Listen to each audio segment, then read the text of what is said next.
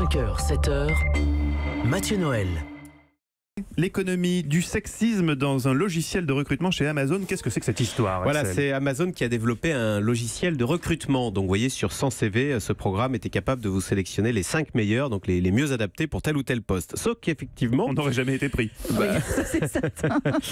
Surtout vous, Eva, vous allez voir la d'accord. suite, parce que Amazon a stoppé son expérience, car il s'est aperçu que ce logiciel de recrutement avait des biais sexistes et avait tendance à écarter les filles, tout simplement, parce que voilà, dès qu'il voyait le mot que telle ou telle fille dans un CV appartenait à un club féminin, hop, vous étiez éliminé. Alors ce qui est incombe, parce qu'Amazon avait développé ce programme informatique en se disant, justement, une machine, un logiciel, Va être neutre, impartial. totalement neutre en matière homme-femme, pas du Mais tout. comment c'est possible ? La machine était machiste. Mais elle était calibrée pour, c'était pas la machine elle-même qui... Exactement.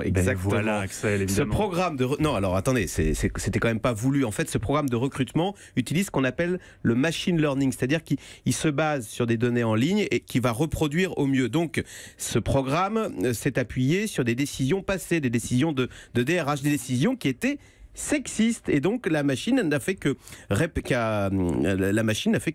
recopier en fait ces décisions passées, et donc elle aussi, par la force des choses, elle est devenue sexiste. Et vous savez qu'il était arrivé exactement la même chose il y a 2 ans à Microsoft qui avait développé un logiciel de conversation, vous savez, un algorithme capable d'échanger avec vous comme si c'était un humain.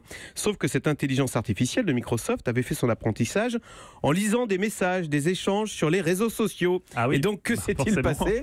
Forcément, l'intelligence artificielle, alors Elle a dérapé. Voilà, exactement, le plus ingénument du monde, elle vous balançait des blagues ou des propos racistes. Donc immédiatement, Microsoft a arrêté l'expérience et a présenté ses excuses. Mais on voit bien, le problème, ça n'est pas la machine, c'est l'humain qui est derrière. Et oui, la machine ne fait que recopier l'humain pour le meilleur et pour le pire. Merci beaucoup, Axel de